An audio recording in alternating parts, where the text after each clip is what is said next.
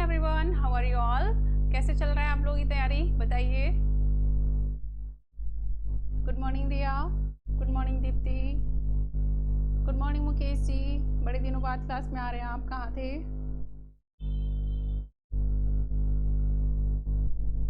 क्या पढ़ने वाले थे हम लोग आज?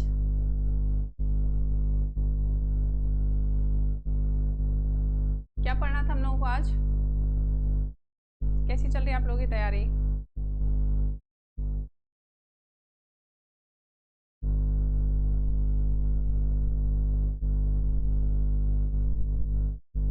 ओके, तबीयत काफ़ी ठीक है, ध्यान रखिए आप लोग। क्या पढ़ना था हम लोग को आज?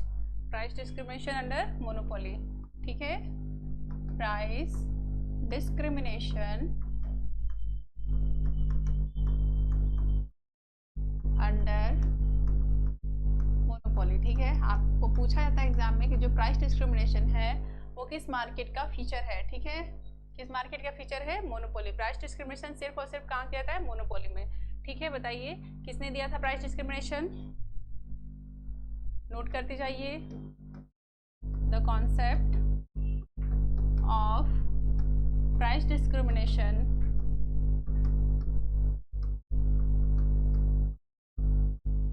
is given by AC Pigou, ठीक है। ठीक है, किसने दिया था? AC पिगू ने दिया था। नो डाउट क्लियर है मैम, ओके, अच्छी बात है।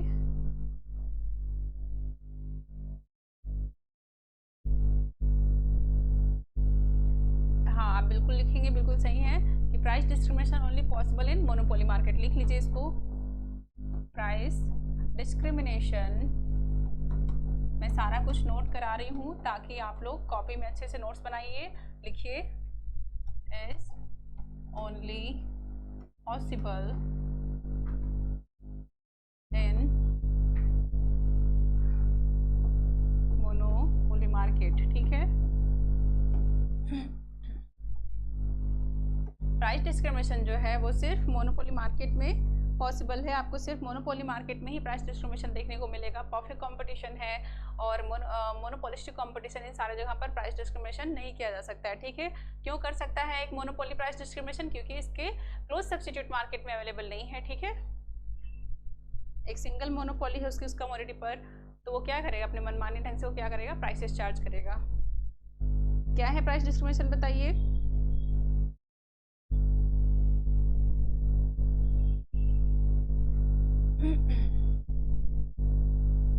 यहीं पे लिख देती हूँ मैं, price discrimination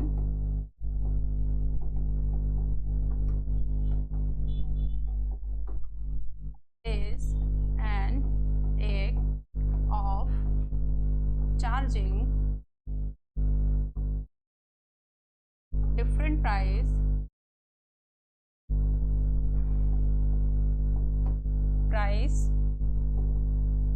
from different consumer for same commodity, ठीक है। सेम कमोडिटी मतलब सेम कमोडिटी के लिए अलग अलग कंज्यूमर से अलग अलग जो प्राइसेस चार्ज करते हैं तो उसको क्या बोलते हैं? Price discrimination. मतलब एक मोनोपोली है जिसने कोई कमोडिटी बनाया, उसने क्या किया? मुझसे कोई अलग प्राइस लिया, रिया से कुछ अलग प्राइस चार्ज किए, दीप्ति से कुछ अलग प्राइसेस चार्ज किए, मुकेश जी से अलग प्राइसेस चार्ज किए। तो ये सारा क्या है? प्राइस डिस्क्रिमिनेशन कर रहा है। वो हर कंज्यूमर से अलग अलग प्राइसेस ले रहा है, इसे ही क्या बोला जाता है? प्राइस डिस्क्रिमिनेशन, ठीक है। कीमत विभेदीकरण, तो मोनोपोली में देखने को मिलता है, आप लोग याद कर लीजिए। चलिए देखते हैं, कुछ कंडीशन है जिसके लिए आपको प्राइस डिस्क्रिमिनेशन को सक्सेसफुल बनाने के लिए आपसे पूछा जाता है। ये कौन से दो कंडीशन है प्राइस डिस्क्रिमिनेशन को सक्सेसफुल बनाने के लिए? तो आपको याद होना चाहिए, देयर आर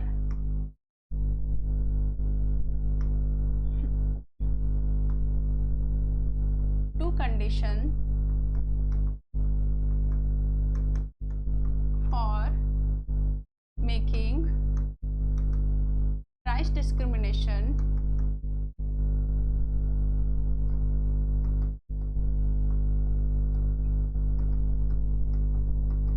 सक्सेसफुल। ठीक है, प्राइस डिस्क्रिमिनेशन को सक्सेसफुल बनाने के लिए दो कंडीशन है। ठीक है,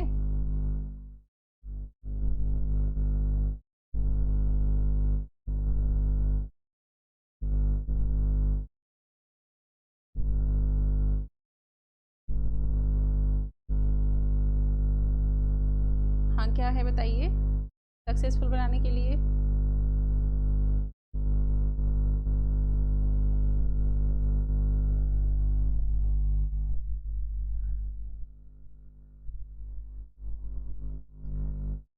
देखिए, जो बिहार शिक्षक भर्ती आई है उसमें क्या है कि अभी आप जो एकेडमी में बताया जा रहा है उसके बारे में आप ज़्यादा ध्यान दीजिए। मुझे कुछ ज़्यादा आइडिया नहीं होता है इसके बारे में, मुझे जो इन्फॉर्मेशन होती है मैं उसके बेसिस पे आपको बता देती हूँ। लेकिन वैसे भी इसमें बहुत सारे विवाद चल रहे हैं, तो न्यूज़पेपर आप पढ़ते रहिए, जो भी अपडेट दिया जा रहा है उसको देखिए। उसमें सीटेट मांगा है या नहीं मांगा है मुझे नहीं उतना आइडिया है। ठीक है, तो आप लोग एक बार देख लीजिएगा। एस्टेट का मुझे पता है कि उसमें एस्टेट जो है मांगता है, तो आप एस्टेट अगर क्वालिफाई हैं तो आप दे सकते हैं। अदर स्टेट वालों का कुछ मैटर तो चल रहा है पर मुझे नहीं पता, आप सर से बात कीजिए, सर आपको बताएंगे उसके बारे में।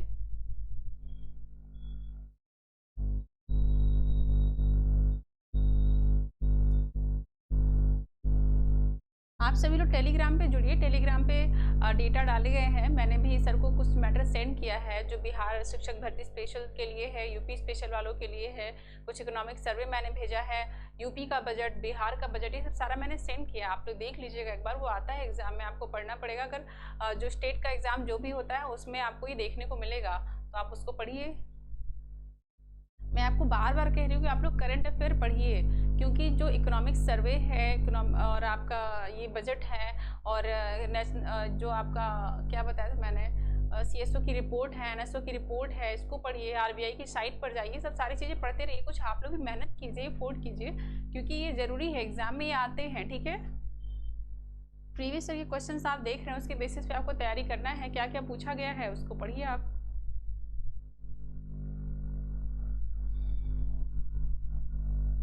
चलिए, क्या कंडीशन था हम लोग को देखना था? प्राइस डिस्क्रिमिनेशन को सक्सेसफुल बनाने के लिए दो कंडीशन होने चाहिए। क्या होने चाहिए?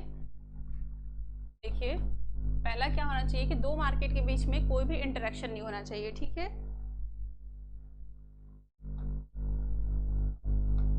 There must be no interaction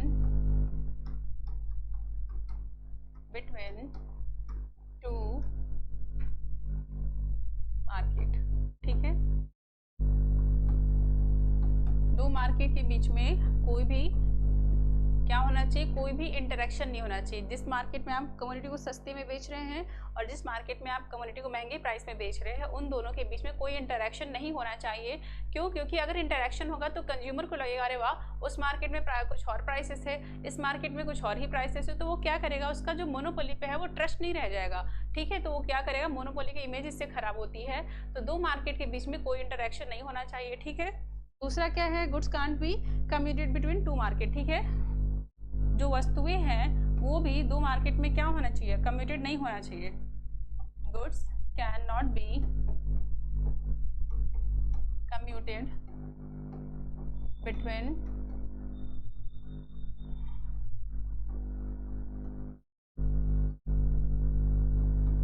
to market. ठीक है,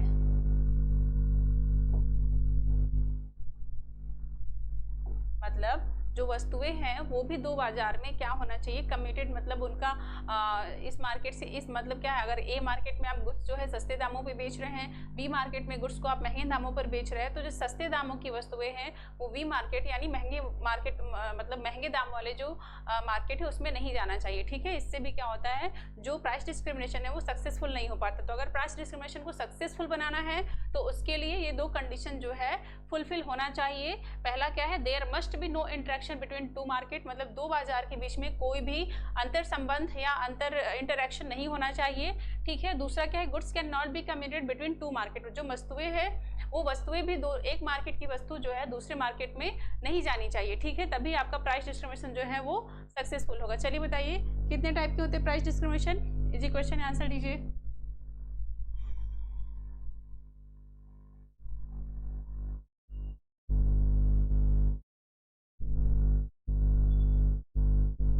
मतलब कि जिस मार्केट में आप कमोडिटी को कम प्राइस पर बेचना चाहते हैं, बेच रहे हैं, अगर उसमें महंगी प्राइस वाली वस्तुएं आ जाएंगी तो उसका क्या होगा, कंज्यूमर को, या तो और उसमें क्या होगा, प्रोड्यूसर को लॉस होगा।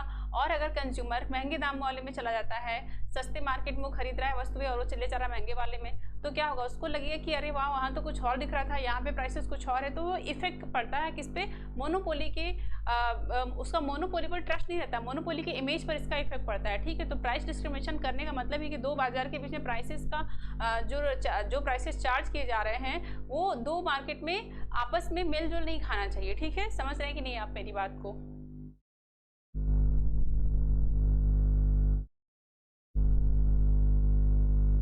हाँ, दोनों मार्केट की जो कमोडिटी है वो उसी मार्केट में रहे, हाई प्राइस वाली कमोडिटी हाई वाले मार्केट में रहे, लो प्राइस वाली कमोडिटी जो है वो लो प्राइस वाले मार्केट में रहे। वो ऐसा नहीं कि सस्ते दाम वाली वस्तुएं जो है महंगे वाले में चले जाए। ठीक है, मेरा कहने का सेंस ये है। जी हाँ, बिल्कुल सही है। First order price discrimination, second order और थर्ड ऑर्डर। चलिए, there are 3 type of price discrimination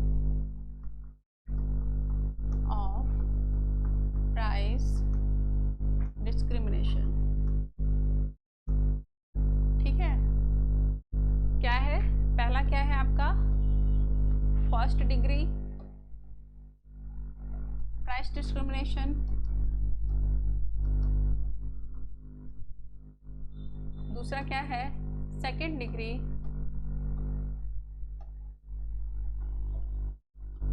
price discrimination, तीसरा क्या है, थर्ड डिग्री प्राइस डिस्क्रिमिनेशन।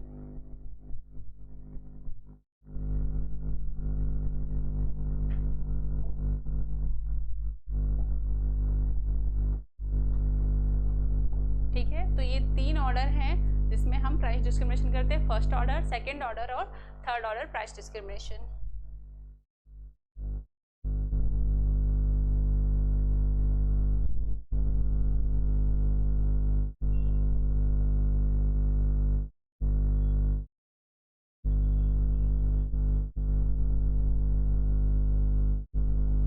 चलिए बताइए क्या है फर्स्ट ऑर्डर प्राइस डिस्क्रिमिनेशन। देखिए, जो फर्स्ट ऑर्डर प्राइस डिस्क्रिमिनेशन होता है, इसमें क्या होता है कि जो प्रोड्यूसर है उसने जितनी भी यूनिट प्रोड्यूस की है, अगर वो प्रत्येक यूनिट के लिए अलग अलग प्राइसेस चार्ज करने में सक्सेसफुल हो जाता है तो कहा जाएगा कि प्रोड्यूसर ने फर्स्ट डिग्री का प्राइस डिस्क्रिमिनेशन किया है। ठीक है, ऐसे में वो क्या करता है, कंज्यूमर सरप्लस को पूरी तरीके से एक्सट्रैक्ट कर लेता है। एक कंज्यूमर जितना भी प्राइस पे करने के लिए तैयार था, विलिंग था, उससे उतना प्राइस पूरा का पूरा चार्ज कर लिया जाता है। तो इसलिए कहा जाता है कि जो फर्स्ट डिग्री प्राइस डिस्क्रिमिनेशन है, इसमें जो कंज्यूमर सरप्लस है वो क्या होता है, 0 होता है। ठीक है, चलिए मैं ग्राफ बनाती हूँ, उसे समझिए आप।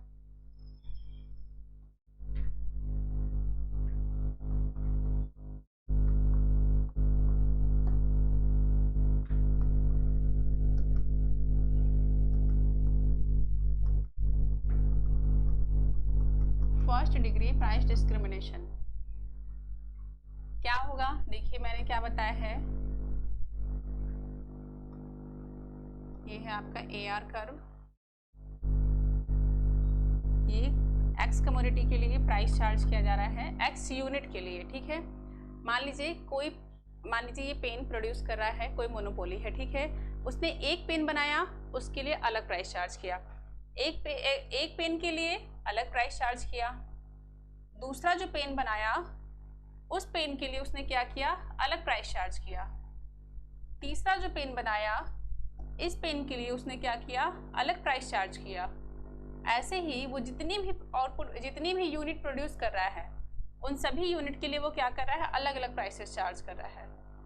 5 यूनिट बनाया, 5th यूनिट के लिए उसने क्या किया, अलग प्राइसेस चार्ज किया, 4th यूनिट के लिए क्या किया, सभी के लिए जितनी भी यूनिट वो बना रहा है सबके लिए वो क्या कर रहा है, अलग अलग प्राइसेस चार्ज करने में। अगर एक मोनोपोली सक्सेसफुल हो जाता है तो कहा जाएगा कि मोनोपोली ने क्या किया, फर्स्ट डिग्री का प्राइस डिस्क्रिमिनेशन किया। देखिए, इस पेन की एक पेन को बेचने के लिए उसने क्या किया, पहले यूनिट के लिए मान लीजिए उसने प्राइस कितने रखे, 5 रुपए रखे, दूसरे पेन के लिए मान लीजिए उसने प्राइस कितने रखे, 4 रुपए रखे, तीसरे यूनिट पेन के लिए मतलब जो तीसरा पेन उसने बेचा है उस पेन के लिए उसने प्राइसेस क्या रखे, 3 रुपए रखे।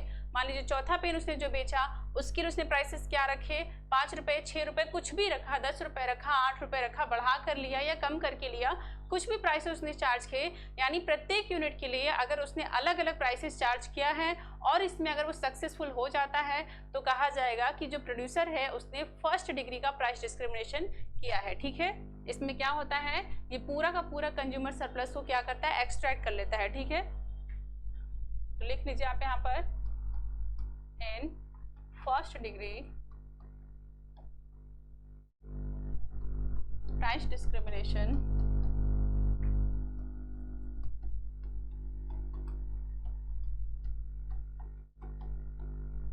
producer extract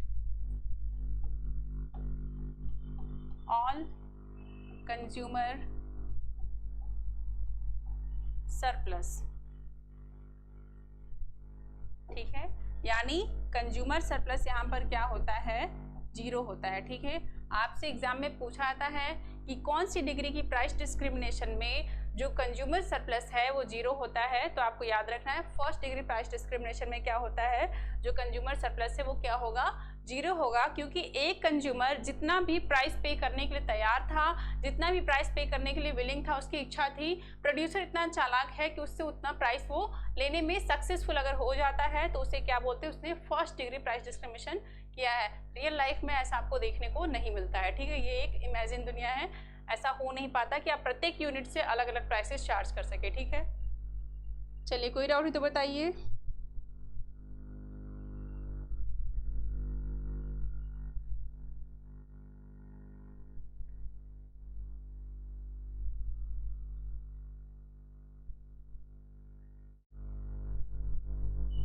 जी हाँ, कंज्यूमर सरप्लस 0 होता है। इसको हम लोग रिजर्वेशन प्राइस के नाम से भी जानते हैं, तो लिख लीजिएगा, it is also known as reservation price.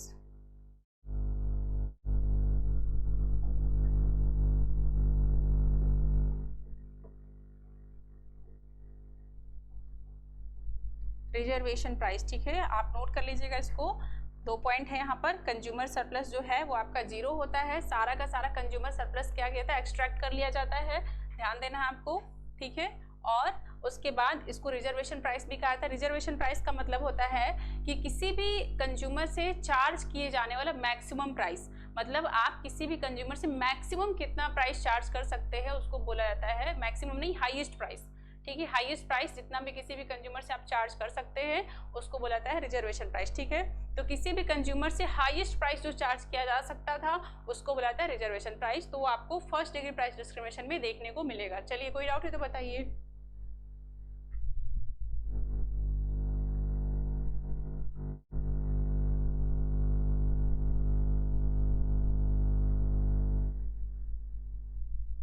Second degree price discrimination क्या है बताइए।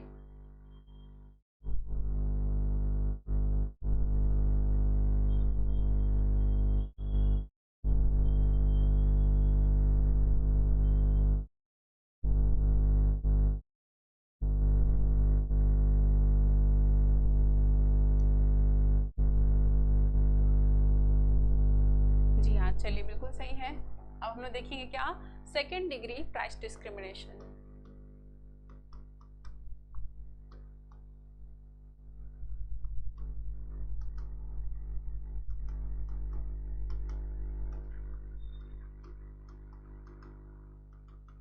सेकेंड डिग्री प्राइस डिस्क्रिमिनेशन बताइए क्या होता है।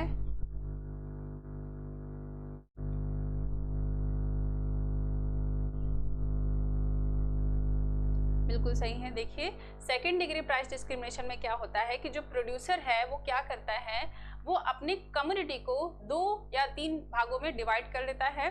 2 या 3 प्राइसेस वो तय करता है अपनी कम्युनिटी के लिए।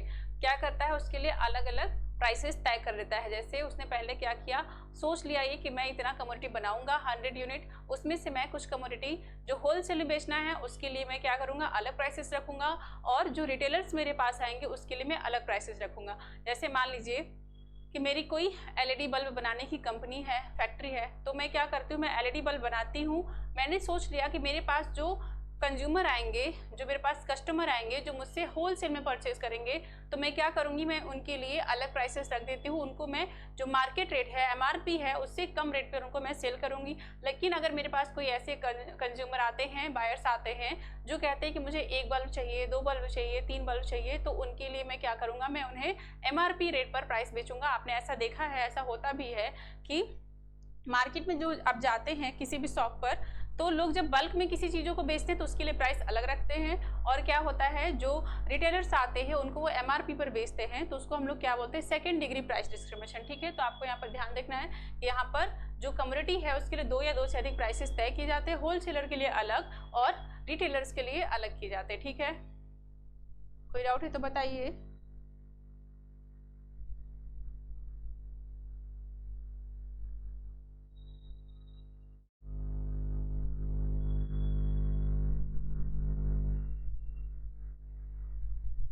जी हाँ, बिल्कुल सही है। ओके, इसी बिल्कुल सही आंसर दे रहे हैं। थर्ड डिग्री प्राइस डिस्क्रिमिनेशन बताइए। ऐसे ही आप लोग कंट्रीब्यूट करते रहा कीजिए, क्लास में इंटरेक्शन होता है तो क्लास थोड़ा इंटरेस्टिंग होता है, अदरवाइज मैं ही पढ़ाती हूँ तो ऐसे क्लास बिल्कुल बोरिंग हो जाता है।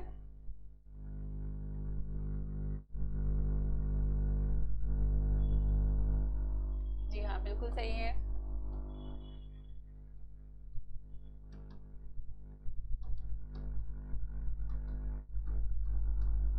बताइए क्या है थर्ड डिग्री प्राइस डिस्क्रिमिनेशन, और एग्जाम्पल भी बताइए।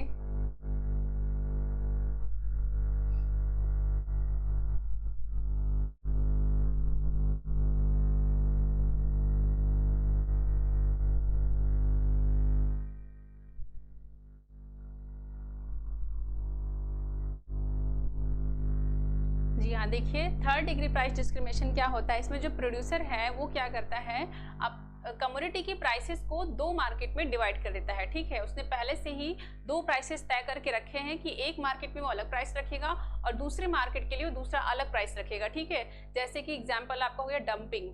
इलेक्ट्रिसिटी बिल आपने देखा होगा कि क्या होता है, जो कॉमर्शियल पर्पज के लिए इलेक्ट्रिसिटी बिल होता है वो हाई होता है। ठीक है, कॉर्पोरेट सेक्टर को हाई इलेक्ट्रिसिटी बिल पे करना पड़ता है, और डोमेस्टिक कंजम्पशन के लिए क्या होता है, इलेक्ट्रिसिटी बिल जो होता है वो लो होता है, 6 रुपये पर यूनिट होता है, 8 रुपये पर यूनिट होता है, कुछ ऐसे ही चलता है। लेकिन जो कॉर्पोरेट सेक्टर वाले होते हैं उनको हाई इलेक्ट्रिसिटी बिल पे करना पड़ता है। ऐसे आप डंपिंग देखिए, डंपिंग में क्या होता है कि जो प्रोड्यूसर है वो क्या करता है, डोमेस्टिक मार्केट में मोनोपोली को फॉलो करता है और क्या करता है, हाई प्राइसेस पर अपनी कमोडिटी को सेल करता है। ठीक है, वही वो वर्ल्ड मार्केट में क्या करेगा, इंटरनेशनल मार्केट में क्या करेगा, इंटरनेशनल मार्केट में वो क्या करेगा, परफेक्ट कंपटीशन को फॉलो करेगा और प्राइसेस को क्या करता है, लो रखता है। ठीक है, तो इसको हम लोग क्या बोलते हैं, third degree price discrimination. Real life में आपको ये एग्जाम्पल देखने को मिलेगा। ठीक है, कोई डाउट हो तो बताइए।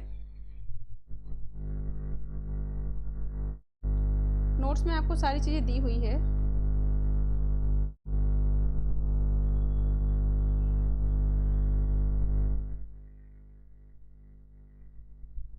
जी हाँ, लिख लीजिए एग्जाम्पल। डंपिंग और इलेक्ट्रिसिटी बिल भी है।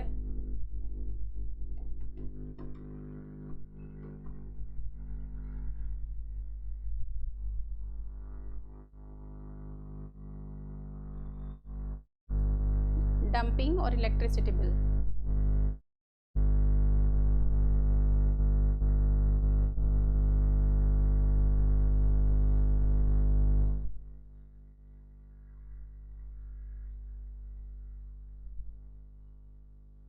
चलिए बताइए, इंटरटेम्पोरल प्राइस डिस्क्रिमिनेशन क्या होता है।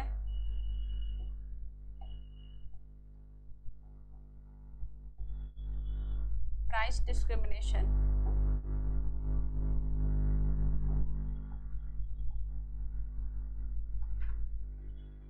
बताइए क्या होता है, इंटरटेम्पोरल प्राइस डिस्क्रिमिनेशन। एग्जाम में पूछे जाते हैं आप लोगों से। हिंदी इंग्लिश के लिए आप लोग परेशान नहीं हुए, जो नोट्स है आपको हिंदी इंग्लिश दोनों में अवेलेबल है। ठीक है,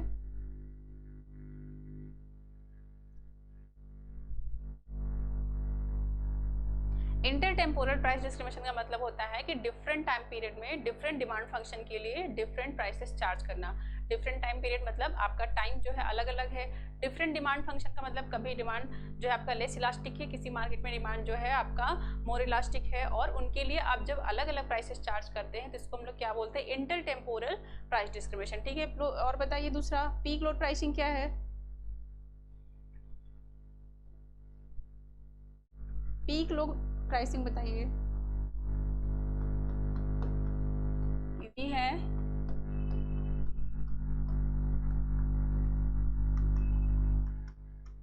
पीक लोड प्राइसिंग का मतलब क्या होता है? देखिए, पीक के समय में हाई प्राइस चार्ज करना और ऑफ पीक में आपको क्या करना है, लो प्राइसेस चार्ज करना या रिलेटिवली कम प्राइसेस चार्ज करना। जैसे आपने देखा विंटर में क्या होता है, वूल्स के प्राइसेस बहुत बढ़ जाते हैं। ठीक है, सीजन वाइज अक्सर आपको ऐसे देखने को मिलेगा।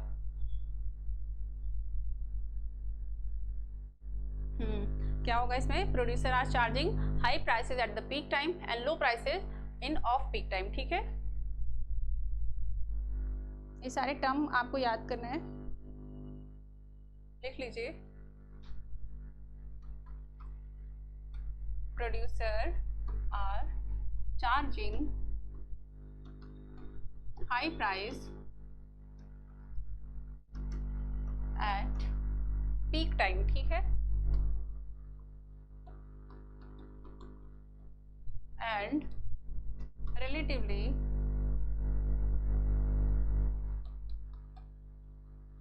low price at off peak time। ठीक है,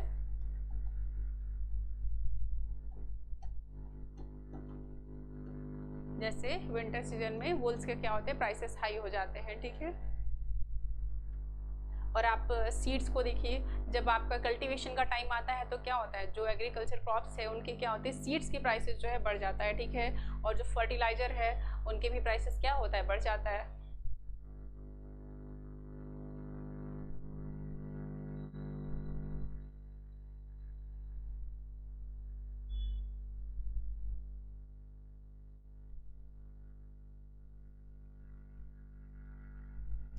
जी हाँ, वो अलग चीज़ें हैं। मोनोपोली जो है प्राइसेस हमेशा इलास्टिसिटी के बेसिस पे चार्ज करता है। अगर इलास्टिसिटी ज़्यादा होगी, हाई होगी, मोर इलास्टिक की सिचुएशन है तो वहाँ पर वो क्या करेगा, कम प्राइसेस चार्ज करेगा, और लेस इलास्टिक की कंडीशन में क्या करेगा, वो हाई प्राइसेस चार्ज करेगा। ठीक है, चलिए नेक्स्ट हमें क्या पढ़ना है, तो ये सारा आपका क्या था, प्राइस डिस्क्रिमिनेशन के बारे में। अभी हमें क्या पढ़ना है, मोनोपोली पावर। ठीक है,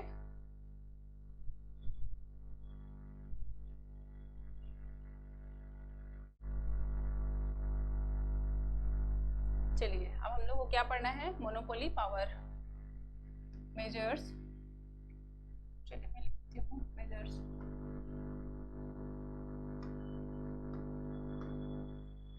ऑफ मोनोपोली पावर। क्या होता है मोनोपोली पावर, बताइए। मोनोपोली पावर का मतलब ये होता है कि किसी मोनोपोली का प्राइसेस पर कितना ज़्यादा कंट्रोल है, वो प्राइसेस को कितना ज़्यादा कम कर सकता है, कितना ज़्यादा हाई कर सकता है अपने अनुसार, उसे हम लोग क्या बोलते हैं, मोनोपोली पावर। ठीक है, तो बताइए मोनोपोली पावर के मेजर करने के कौन कौन से मेथड है।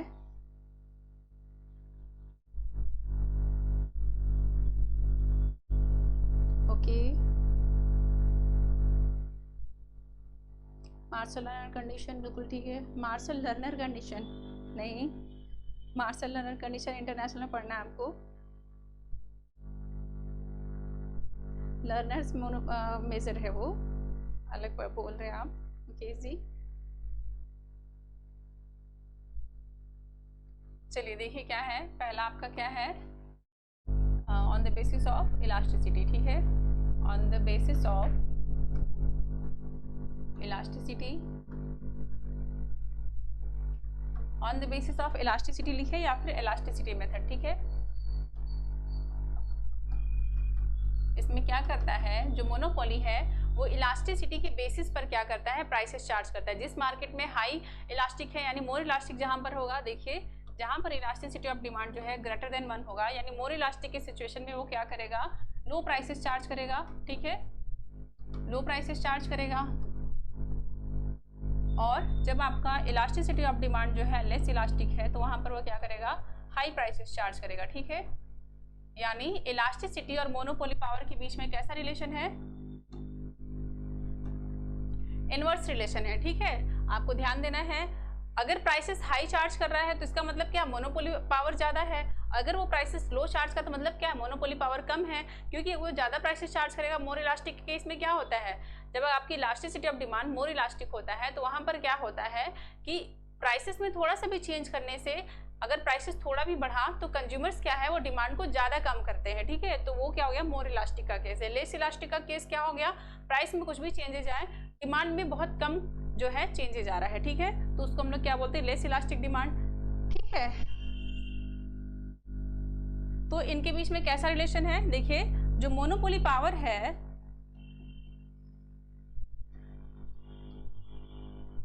और इलास्टिसिटी के बीच में कैसा रिलेशन है, इनवर्स रिलेशन है। ठीक है, अगर इलास्टिसिटी ऑफ डिमांड बढ़ेगा, ठीक है, ये अगर इंक्रीज होगा तो मोनोपोली पावर क्या होगा, आपका डिक्रीज होगा। अगर इलास्टिसिटी ऑफ डिमांड जितना कम होती जाएगा, मोनोपोली पावर जो है उतना ज्यादा वो क्या होगा, बढ़ता जाएगा। ठीक है, कोई डाउट है तो बताइए।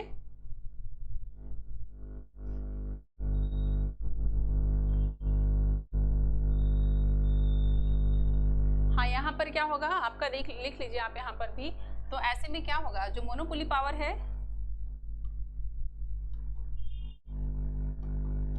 पावर यहाँ पर क्या होगा, हाई होगा। ठीक है, इस केस में मोनोपोली पावर आपका हाई होगा। जब आपका इलास्टिसिटी ऑफ डिमांड लेस होगा तो मोनोपोली पावर जो है हाई होगा, क्योंकि वो क्या करेगा, हाई प्राइसेस चार्ज करेगा। जब उसी की कम्युनिटी आप लेंगे, प्राइसेस आप कुछ भी रखिए, वो कहेगा कि नहीं मैं 1 यूनिट कम कर सकता हूँ पर मैं ज़्यादा नहीं कर सकता, तो क्या होगा, वो ज़्यादा से ज़्यादा प्राइसेस चार्ज करेगा। और अगर मोर इलास्टिक है तो वहाँ पर वो क्या होगा, प्राइसेस को कम रखेगा और यहाँ पर उसका जो मोनोपोली पावर है वो क्या होगा, लो होगा। ठीक है, आप ध्यान रखिएगा, इनके बीच में इनवर्स रिलेशन होता है, इलास्टिसिटी और मोनोपोली पावर के बीच में। और मोनोपोली पावर जो है आपको ध्यान रखना है, परफेक्ट कंपटीशन में क्या होता है, जीरो होता है। ठीक है, नोट कर लीजिए, in the perfect competition market, in the perfect competitive market, perfect competitive market में क्या होता है, the monopoly power is zero.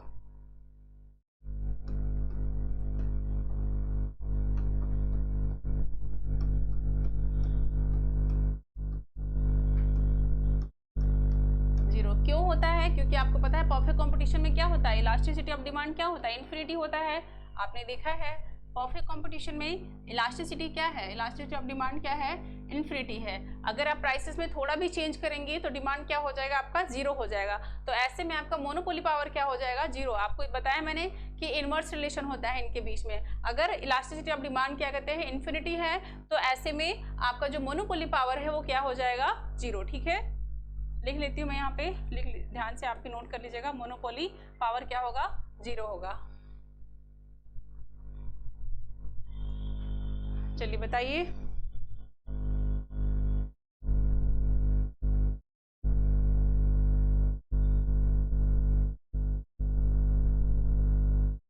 और जैसे जैसे क्या होगा कि परफेक्ट कंपटीशन का इलास्टिसिटी ऑफ डिमांड जो है कम होता जाएगा, वैसे वैसे जो है मोनोपोली पावर का जो एलिमेंट है वो बढ़ता जाएगा। देखिए जैसे जैसे इलास्टिसिटी आपका, देखिए यहाँ पर जब आपका जो ये डिमांड कर्व है वो हॉरिजॉन्टल होता है तो इलास्टिसिटी ऑफ डिमांड क्या होता है, इन्फिनिटी होता है।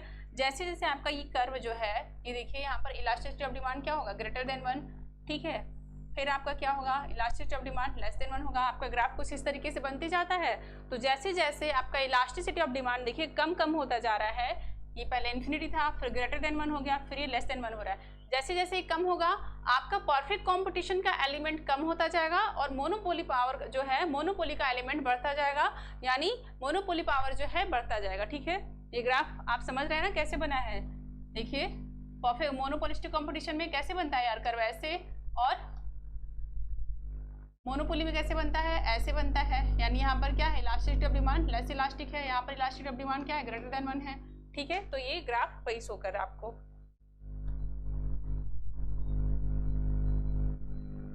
चलिए कोई डाउट है तो बताइए।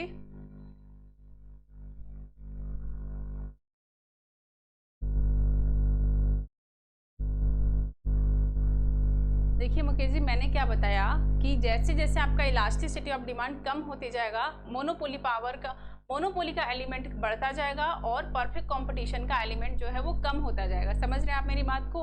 यहाँ पर क्या है, परफेक्ट कंपटीशन है, इलास्टिसिटी ऑफ डिमांड इन्फिनिटी है, तो यहाँ पर मोनोपोली पावर क्या होगा, जीरो होगा। यहाँ पर देखिए मोर इलास्टिक डिमांड कर्व है, तो यहाँ पर मोनोपोली जो बढ़ेगा ना पावर, थोड़ा थोड़ा तो मोनोपोली का एलिमेंट आपको देखने को मिल रहा है। फिर लेस इलास्टिक हो गया आपका डिमांड कर्व, तो यहाँ पर क्या होगा, मोनोपोली पावर आपका ज्यादा होगा, क्योंकि अब यहाँ पर क्या करेगा, प्राइसेस हाई चार्ज करेगा। ठीक है,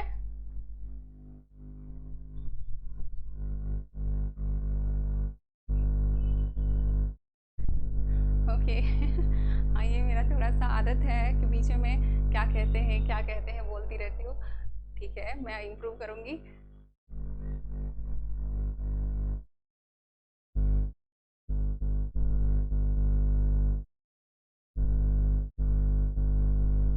अच्छा ठीक है,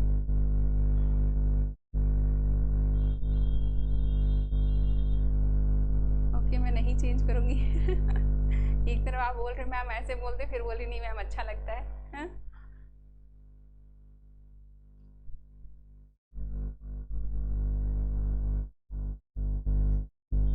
जी हाँ, अब देखिए अगर आपसे पूछा जाए एब्सोल्यूट मोनोपोली की स्थिति में क्या होगी, तो देखिए जब एब्सोल्यूट मोनोपोली होता है तो आपका डिमांड कर्व क्या हो जाता है, एब्सोल्यूट मोनोपोली के केस में आपका डिमांड कर्व जो है वो बिल्कुल क्या होगा, इलास्टिसिटी ऑफ डिमांड क्या होगा, यहाँ पर जीरो होता है। यहाँ पर आपका जो मोनोपोली पावर है वो क्या है, 1 के बराबर है। ठीक है, इसको हम लोग क्या बोलते हैं, एब्सोल्यूट मोनोपोली।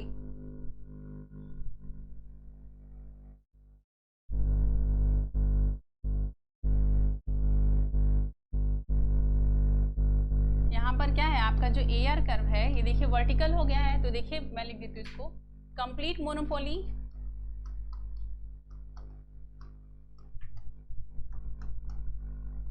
या फिर एब्सोल्यूट।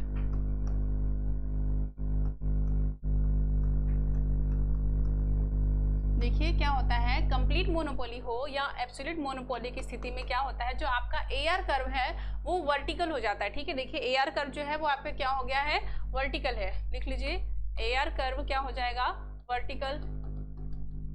ये वर्टिकल हो जाएगा, तो यहाँ पर क्या है, कंप्लीट मोनोपोली है। यहाँ पर एब्सोल्यूट मोनोपोली को देखने को मिल रहा है। यहाँ पर ये क्या करता है, मोनोपोली आउटपुट में बिल्कुल भी चेंज नहीं कर रहा है, मतलब आउटपुट में चेंज किए बिना जितना मन हो रहा है उतना वो प्राइसेस चार्ज किया जा रहा है। वो प्राइसेस यहाँ भी रख सकता है, यहाँ भी रख सकता है, यहाँ भी रख सकता है, यहाँ भी कुछ भी प्राइसेस वो चार्ज कर रहा है, पर उसका आउटपुट जो है सेम है। ठीक है, तो इसको हम लोग क्या बोलते हैं, एब्सोल्यूट मोनोपोली की स्थिति है या कंप्लीट मोनोपोली की स्थिति में है। AR कर्व आपका वर्टिकल हो गया है, इलास्टिसिटी ऑफ डिमांड क्या है, यहाँ पर जीरो है। ठीक है, प्राइसेस में कुछ भी चेंज हो रही है पर आउटपुट में कोई भी चेंजिंग नहीं आ रही है। ऐसे में क्या करेगा, जो मोनोपोली है अपने मनमाने ढंग का प्राइसेस लगाएगा, आउटपुट बना रहा है सेम, सबके लिए प्राइसेस क्या कर रहा है, वो कर रहा है, ज़्यादा रख रहा है, चेंज करते जा रहा है, हाई रखे जा रहा है, पहले इतना प्राइस किया था, फिर इतना कर रहा है, फिर इतना कर रहा है, फिर इतना कर रहा है। तो ये क्या है, एब्सोल्यूट मोनोपोली की स्थिति है। ठीक है,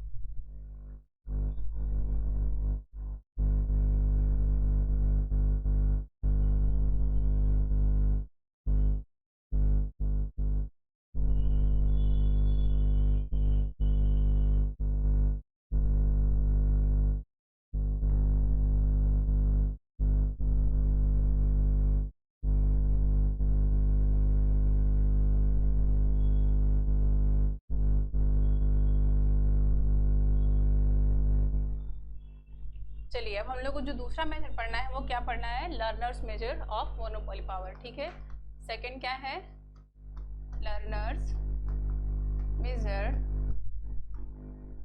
of monopoly power.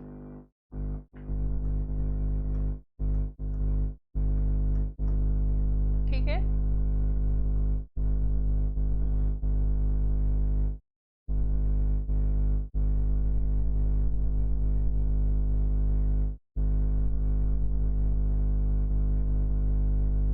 Learners measure of monopoly power. ठीक है,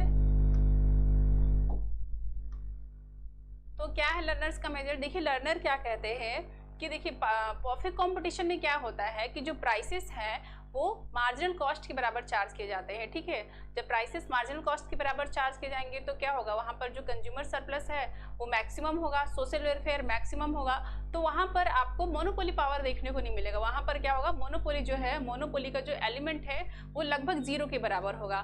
तो अगर आपको मोनोपोली पावर का पता करना है तो आपको देखना पड़ेगा कि प्राइसेस जो है वो मार्जिनल कॉस्ट से कितना ज़्यादा चार्ज किया जा रहा है। ठीक है, तो इसके लिए आपको क्या करना पड़ेगा, डिफरेंस पता करना पड़ेगा प्राइस और मार्जिनल कॉस्ट के बीच में। तो वही आपको ध्यान देना है कि परफेक्ट कंपटीशन में प्राइसेस तो मार्जिनल कॉस्ट के बराबर चार्ज किए जाते हैं, इसलिए वहाँ पर सोशल वेलफेयर मैक्सिमम है, क्योंकि वहाँ पर कंज्यूमर सरप्लस जो है वो मैक्सिमम होता है। ठीक है, मोनोपोली में क्या होता है, कंज्यूमर सरप्लस आपका पूरा का पूरा एक्सट्रैक्ट कर लिया जाता है, लगभग 0 होता है। ठीक है, और वही मोनोपोली में क्या होता है, क्योंकि मोनोपोली जो है वो अपना प्रॉफिट को मैक्सिमाइज करना चाहता है, और परफेक्ट कंपटीशन में कंज्यूमर सरप्लस आपका 0, कंज्यूमर सरप्लस मैं बोल रही हूँ, अब मोनोपोली पावर जो है वो 0 होता है, कंज्यूमर सरप्लस मैक्सिमम होता है, वहाँ पर हाईएस्ट होता है, इसलिए परफेक्ट कंपटीशन में आपको क्या होगा देखने को मिलेगा, सोशल वेलफेयर देखने को मिलता है। तो लर्नर कहते हैं कि अगर आपको मोनोपोली पावर पता करना है तो आपको क्या करना पड़ेगा, आपको प्राइस और मार्जिनल कॉस्ट के बीच का डिफरेंस निकालना पड़ेगा। इसलिए उन्होंने जो फॉर्मूला दिया था मोनोपोली को मेजर करने का वो क्या था, formula of measuring monopoly power. तो ध्यान दीजिएगा, monopoly power is equals to price minus marginal cost upon price. तो ये क्या है, ये फॉर्मूला है लर्नर्स का, जो एग्जाम में आपसे हर बार पूछा जाता है कि मोनोपोली पावर का लर्नर्स का मेजर क्या है, लर्नर्स से कौन सा फॉर्मूला दिया है, तो आप इसको लिख लीजिए।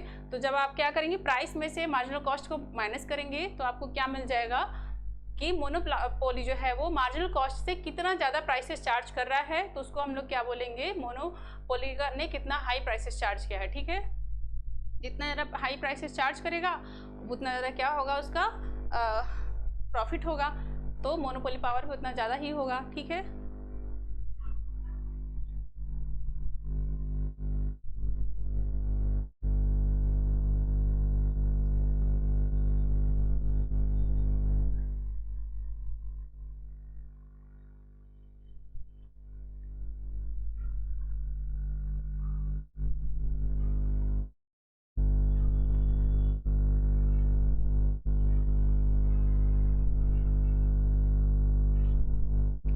इसको मोनोपोली पावर बोला जाए या मोनोपोली पावर इंडेक्स बोला जाए, इंडेक्स ऑफ मोनोपोली पावर भी पूछा जाए तब भी यही है, सेम ही है। मैं लिख देती हूँ यहाँ पर पूरा ही लिख लीजिए आप, index of measuring monopoly power. ठीक है, मोनोपोली पावर।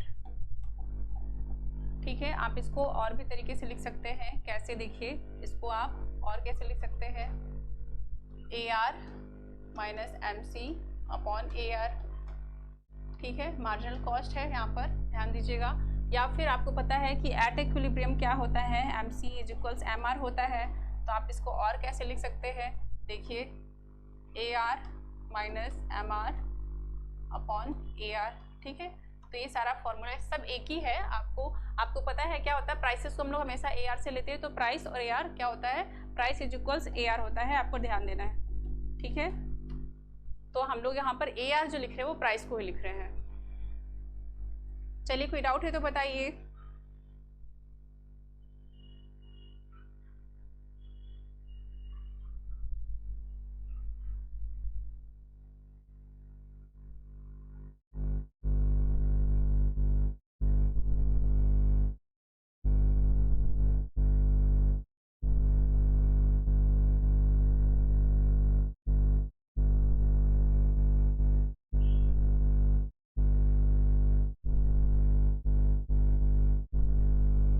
देखिए, जो कुछ इकोनॉमिस्ट हैं उनका मानना था कि ये जो फॉर्मूला है ये कुछ और नहीं है, बल्कि ये इज इक्वल्स टू 1/E है। ठीक है, जो हमने स्टार्टिंग में पढ़ा था इलास्टिसिटी मेथड में हमने क्या पढ़ा कि इलास्टिसिटी और मोनोपोली पावर के बीच में कैसा होता है, इन्वर्स रिलेशन होता है। तो कुछ जो इकोनॉमिस्ट थे उनका ये मानना था कि ये फॉर्मूला कुछ और नहीं बल्कि इलास्टिसिटी ही है।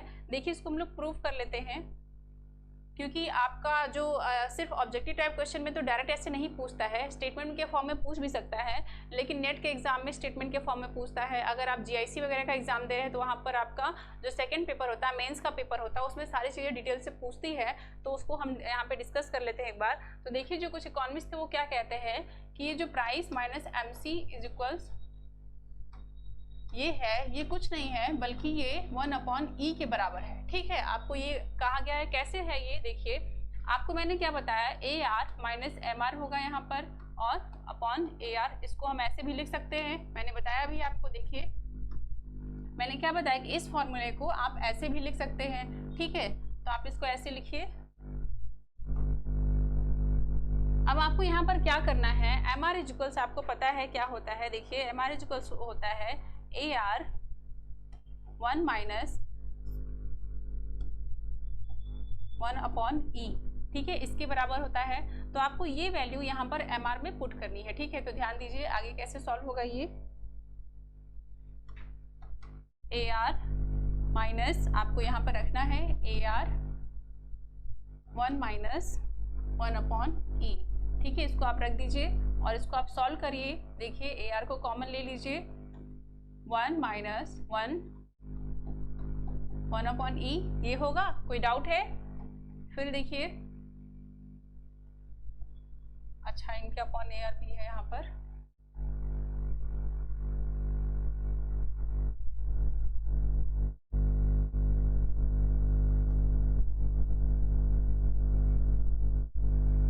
यहाँ पर AR भी है। ठीक है, इसको ध्यान रखिए। चलिए तो देखिए AR को कॉमन लीजिए, ऊपर 1 माइनस 1, डायरेक्ट भी सॉल्व कर सकते हैं पर मैं आपको समझाने के लिए थोड़ा इसे ऐसे सॉल्व कर रही हूँ। तो देखिए आप इसको सॉल्व कीजिए, क्या होगा ये AR 1 माइनस 1 प्लस 1/E होगा ये, देखिए हो जाएगा ना ये।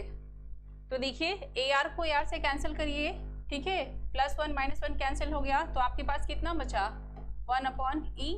ठीक है, तो इसको यही प्रूव करके गया है कि ये जो है ये कुछ और नहीं बल्कि 1/E यानी इलास्टिसिटी ही है। ठीक है,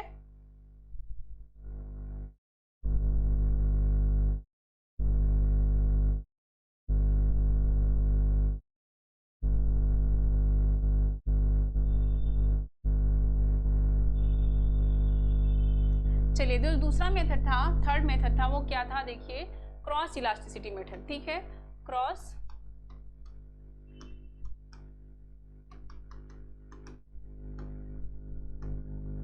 आपको ध्यान रखना है, सिर्फ इस मेथड का नाम याद रखिए क्योंकि क्रॉस इलास्टिसिटी मेथड जो है वो क्या होता है, मोनोपोली पावर को मेजर करने में सक्सेसफुल नहीं माना जाता है। क्योंकि देखिए क्या होता है, इसको दिया किसने था, ये लिख लीजिए, रॉबर्ट ट्रिफिन ने दिया था।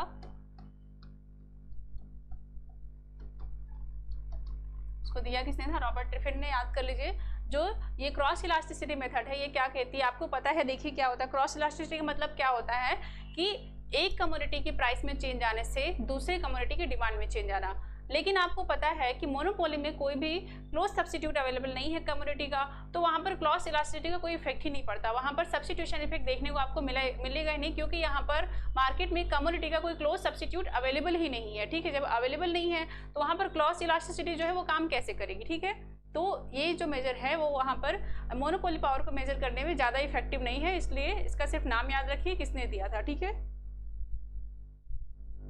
यहाँ पर क्रॉस इलास्टिसिटी ऑफ डिमांड क्या हो जाएगी, 0 हो जाएगी, लिख देती हूँ मैं,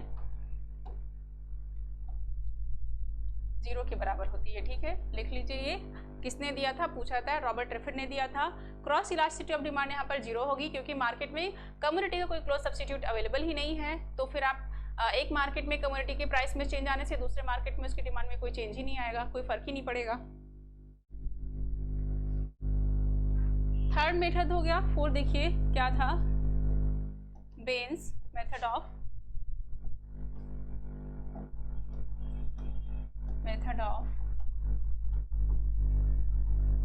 मेजरिंग मोनोपोली पावर। ठीक है, इनका क्या था, इन्होंने क्या दिया था, देखिए इन्होंने क्या दिया था, price minus LAC long run average cost को जब आप माइनस कर देंगे प्राइस से। और तो ये फॉर्मूला इनका है, इसको याद कर लीजिए। ये भी सिर्फ फॉर्मूला पूछा जाता है कि बेंस का मेथड क्या था, तो आपको ध्यान रखना है यहाँ पर LAC है, long run average cost curve है, ठीक है।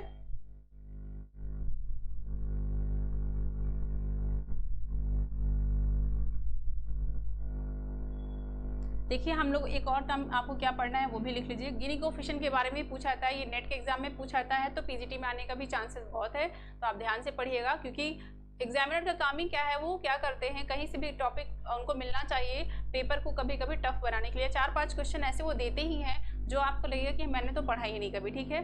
तो देखिए प्राइस डिस्क्रिमिनेशन में मोनोपोली पावर को जब आप मेजर करेंगे तो आपको ये भी ध्यान देना है कि जो गिनी कोफिशिएंट है उसकी वैल्यू क्या आती है परफेक्ट कंपटीशन में और मोनोपोली मार्केट में, ठीक है। तो देखिए क्या होता है कि जो मोनोपोली पावर है, गिनी कोफिशिएंट है, गिनी कोफिशिएंट का काम क्या है, गिनी कोफिशिएंट जो है वो इनकम इनइक्वालिटी को चेक करता है। हमने बताया था कि वो डिस्पर्सन चेक करता है, दो इनकम इनइक्वालिटी लोगों के बीच में आय समानताएं कितनी है, ठीक है, वो चेक करने के लिए गिनी कोफिशिएंट का हम लोग यूज करते हैं। तो आपसे पूछा जाता है कि मोनोपोली के केस में देखिए क्या होता है, in case of monopoly the Guinea coefficient value is 1, highest होती है, ठीक है। In case of monopoly the value of Gini coefficient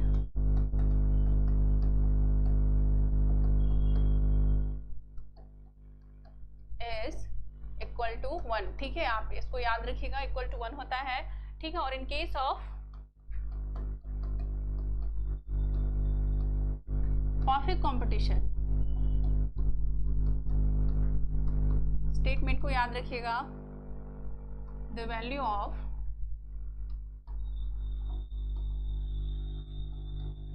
Gini coefficient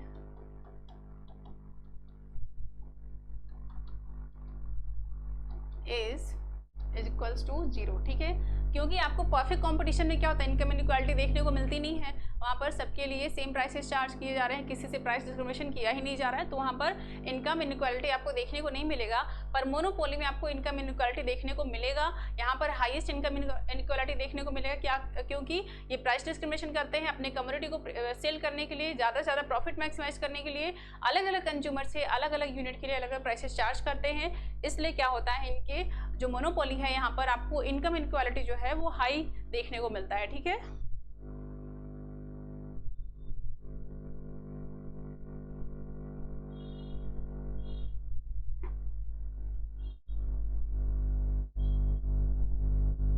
हाँ, परफेक्ट कंपटीशन में कंज्यूमर सरप्लस हाई होता है, मोनोपोली में तो होता ही नहीं भाई, कंज्यूमर सरप्लस कोई तो एक्सट्रैक्ट कर रहा है, वो जब से मैं क्या बता रही हूँ।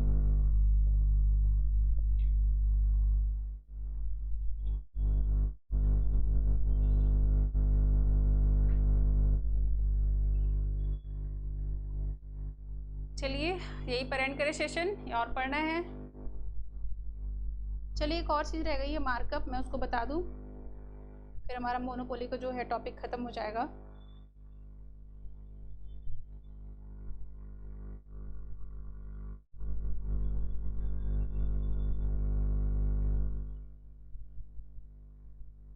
देखिए जो मार्कअप होता है आप नोट कर लीजिए, मार्कअप ये पूछा जाता है एग्जाम में आपसे, मार्कअप क्या होता है, मार्कअप की वो कैसे डिनोट करते हैं, ठीक है। तो देखिए मार्कअप क्या होता है, एक मोनोपोली का ये प्रॉफिट ही है मार्कअप, मोनोपोली का जो प्रॉफिट होता है उसको हम लोग मार्कअप कहते हैं। क्या होता है, जब हम लोग सेम वही है, प्राइस को जब मार्जिनल कॉस्ट से हम लोग माइनस कर देंगे तो आपका क्या है, मार्कअप निकल कर आ जाता है यहाँ पर, ठीक है। तो इसी को क्या बोलते हैं हम लोग, मार्कअप, मोनोपोली का प्रॉफिट को हम लोग मार्कअप बोलते हैं।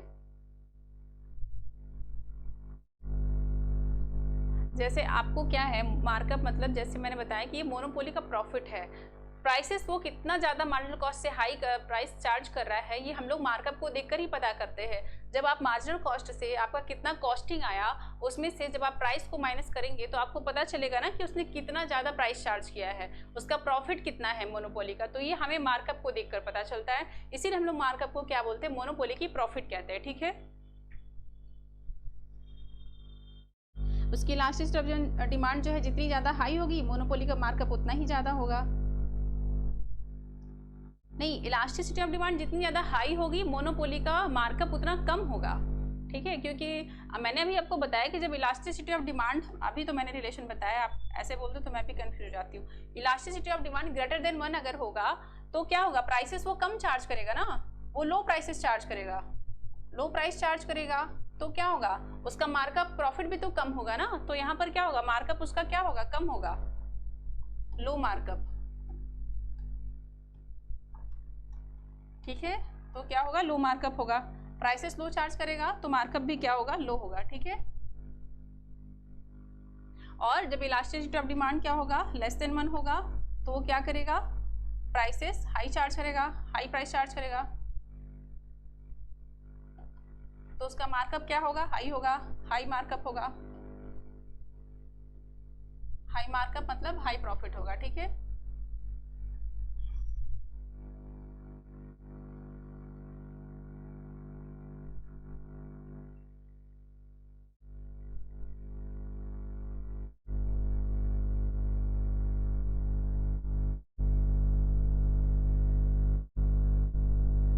जी हाँ, हम लोग मार्कअप को हमेशा मार्जिनल कॉस्ट से निकालते हैं। ग्राफ से देख लीजिए आप, जो मार्कअप है इसको हम लोग हमेशा क्या करते हैं, मार्जिनल कॉस्ट से निकालते हैं। AR है, MR है, ये आपका मार्जिनल कॉस्ट कर्व है। ठीक है,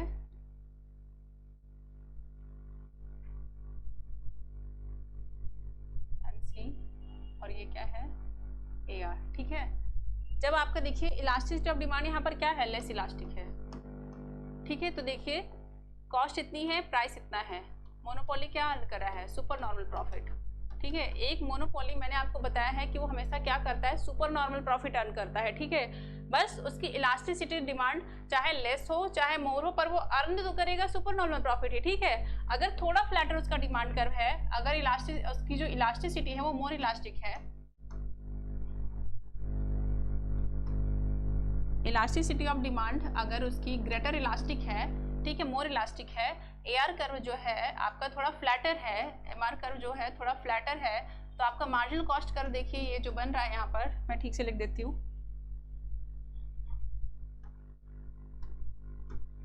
elasticity of demand greater than 1 के केस में। ठीक है, देखिए ये आपका क्या हो गया, यहाँ पर आपका कॉस्ट आया, प्राइस जो है उसने इतना चार्ज किया, प्राइस उसका इससे थोड़ा कम है। ठीक है, रिलेटिवली कम है, पर अभी भी ये क्या कर रहा है, सुपर नॉर्मल प्रॉफिट ही अर्न कर रहा है। ठीक है, उसका जो प्रॉफिट है रिलेटिवली कम है मोर इलास्टिक के केस में, लेकिन वो अभी भी सुपर नॉर्मल प्रॉफिट अर्न कर रहा है, उसका प्राइस जो है वो कॉस्ट के ऊपर है। ठीक है, मार्जिनल कॉस्ट के ऊपर उसने तय किया, इसलिए यहाँ पर क्या उसका मार्कअप जो है, इस केस में उसका मार्कअप क्या है, हाई है, हाई है, और यहाँ पर क्या है, मार्कअप क्या है, यहाँ पर रिलेटिवली लो है। ठीक है,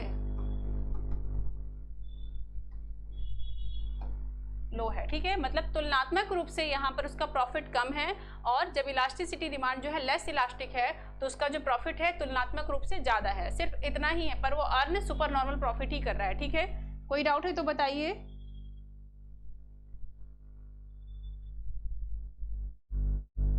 चलिए तो आज एंड करते हैं यहीं पर सेशन, मोनोपोली का टॉपिक आपका खत्म होता है, और कुछ जो एक रह गया है वो ये है कि गवर्नमेंट अगर मोनोपोली को रेगुलेट करती है तो उसका जो है प्राइस वो कहाँ पर तय करेगी। ये क्वेश्चन आपसे एग्जाम में पूछा जाता है, तो मैं बता दे रही हूँ, जो प्राइस तय करती है AR जहाँ पर AC के बराबर होता है, तो इसको मैं नेक्स्ट क्लास में बता दूंगी। ठीक है, अगर जरूरत लगेगा, अदरवाइज मैं कोई शॉर्ट वीडियो बनाकर आपको टेलीग्राम पे सेंड कर दूंगी। ठीक है, चलिए बताइए, कोई डाउट है, कोई डाउट रह गया है तो बताइए।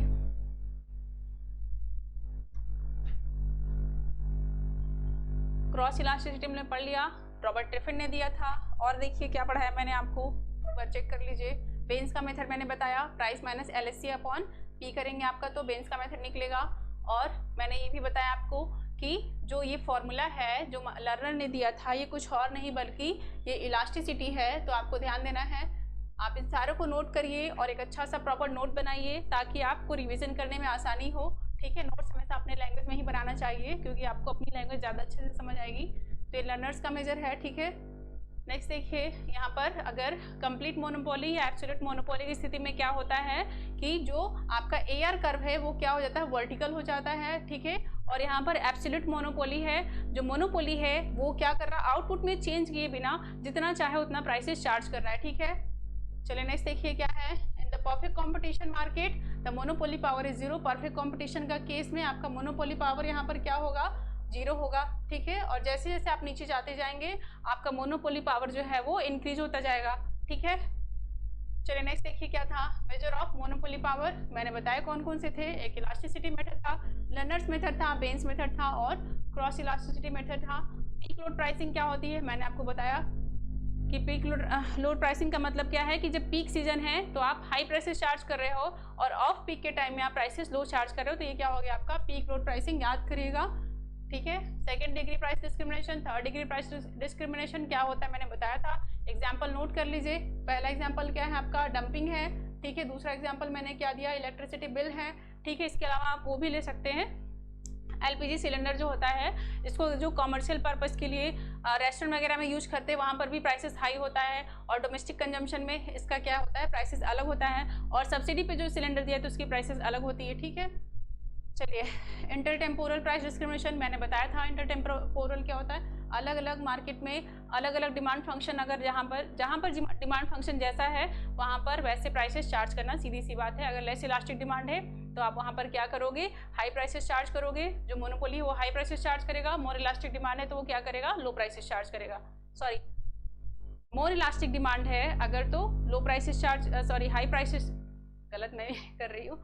अगर मोर इलास्टिक डिमांड है आपका तो यहाँ पर वो क्या करेगा, लो प्राइसेस चार्ज करेगा, ठीक है।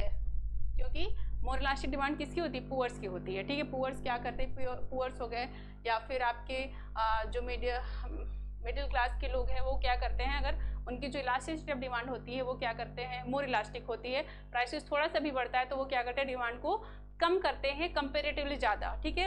और लेस इलास्टिक डिमांड में क्या करते हैं, जो ये रिच का होता है, रिच लोग क्या करते हैं, प्राइसेस बढ़ती जाती पर उनको ज़्यादा इफेक्ट नहीं पड़ता है, प्राइसेस बढ़े तो वो क्या करते हैं, डिमांड में कमी करते हैं पर बहुत ज़्यादा कम नहीं करते।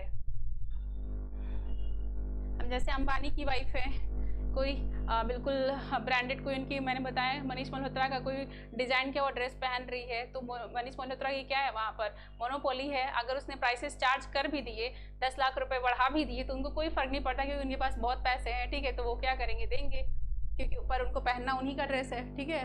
चलिए नेक्स्ट क्वेश्चन देखिए, मैंने बताया था आपको नेक्स्ट क्वेश्चन नहीं है। फर्स्ट डिग्री प्राइस डिस्क्रिमिनेशन क्या होता है कि उसने अगर प्रत्येक यूनिट से अलग अलग प्राइसेस चार्ज करने में अगर वो सक्सेस हो गया तो उसने फर्स्ट डिग्री का प्राइस डिस्क्रिमिनेशन किया है। चलिए हो गया, ओके। चलिए तो आज सेशन यहीं पर एंड करते हैं, पढ़ाई करिए, तैयारी करिए, ध्यान रखिए अपना आप लोग। Thank you, bye bye, take care.